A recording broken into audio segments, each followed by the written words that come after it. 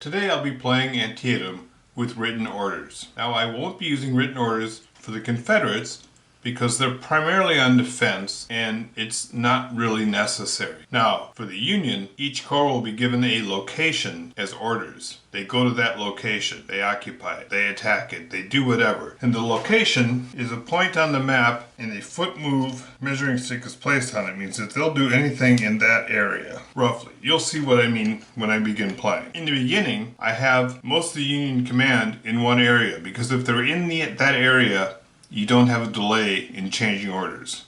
Note that I have two corps over here, so they will take a turn delay, and in fact, if it's further, which it is, than a mounted move, it'll take 2 turns. Turn 1, I have Sumner here, 2nd Corps. He already has orders written down. I have Porter, 5th Corps, here. His orders are written down. In the beginning, I want 9th Corps to move to here. Those orders are written down. On turn 1 of Antietam, the first thing you need to do is get artillery up on the hill and shelling the Confederates. So most of the army is all these guys are without orders, waiting to find out what to do. The ultimate Union goal is to capture these 2 supply points and cut the Confederate army off, or to simply beat the very popular tactic. The historical strategy was to come in from the north. I find that to be somewhat troublesome, to get all the way from the north down to the south. So, this game, we're going to go shortest route. Basic strategy is going to be going just like that. We have 2 corps up here demonstrating to keep these guys from easily reinforcing. Enough jibber jabber. Let's make this happen. Turn 1. Here you see 9th Corps has moved up to occupy but not cross the Antietam at this point. I'll also add that any command, any HQ that does not have orders is without orders and simply sits in place. At this point, the artillery has been drawn, has moved up, and now Jackson has been drawn. So his artillery will fire at the Union artillery.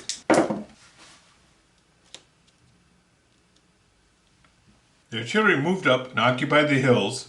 They couldn't fire that turn. A baggage train moved up and unpacked so that they can keep the artillery brought up to full strength and also support whatever might be going on down here and right in front here. Porter and Sumner's car have moved forward. Turn 2. There is no combat to resolve in the combat phase. Union artillery pushed back the Confederate artillery and 1 division, but that was before their chit was drawn. Now when their chit was drawn, they unpacked bags and both those blocks recovered. Turn 3. 6th Corps enters with orders and moves up towards the Hagerstown Road. Burnside's 9th Corps attempts to cross the lower bridge. Burnside's attempt is repulsed. Turn 4 sees renewed efforts on the Confederate right.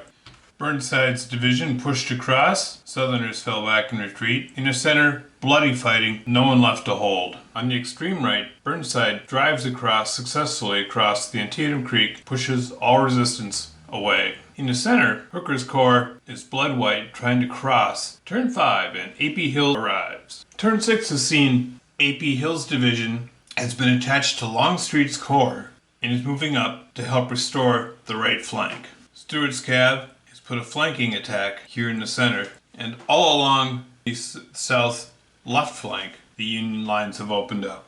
This should have been done a turn sooner, but that's the delay in writing orders.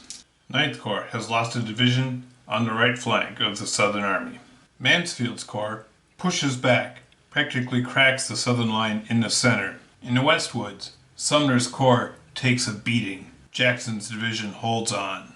And on the Union right, Fitzjohn Porter, line of Antietam, takes the hill. Turn 7. Alright, in turn 7, 1st Corps moved last, so all of the attacks that had been set up, they simply fell back. So it's fighting withdrawal for them. They recovered.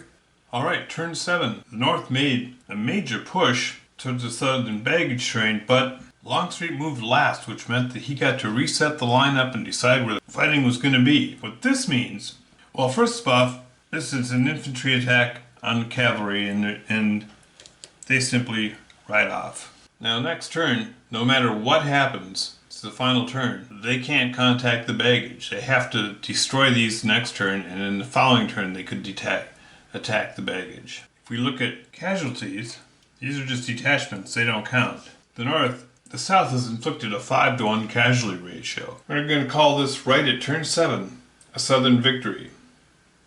And one final comment on the written orders. Playing with written orders is a challenge. I had problems with written orders getting the attacks where I wanted them, and then coming along with follow-up orders to follow through and continue the assault. Therefore, the South was easily able to escape. Without written orders, the North would have been running all over these guys. I really like playing with written orders, but you really feel muzzled, which is the way you should feel, because again, you can't be everywhere. You can only send out your orders and hope the troops do what you want them to do, and do so in a timely fashion. With proper experience, I will learn the kind of written orders that will get followed and get me through to where I need to be. But in today's example, I did not have that, and it cost the North dearly.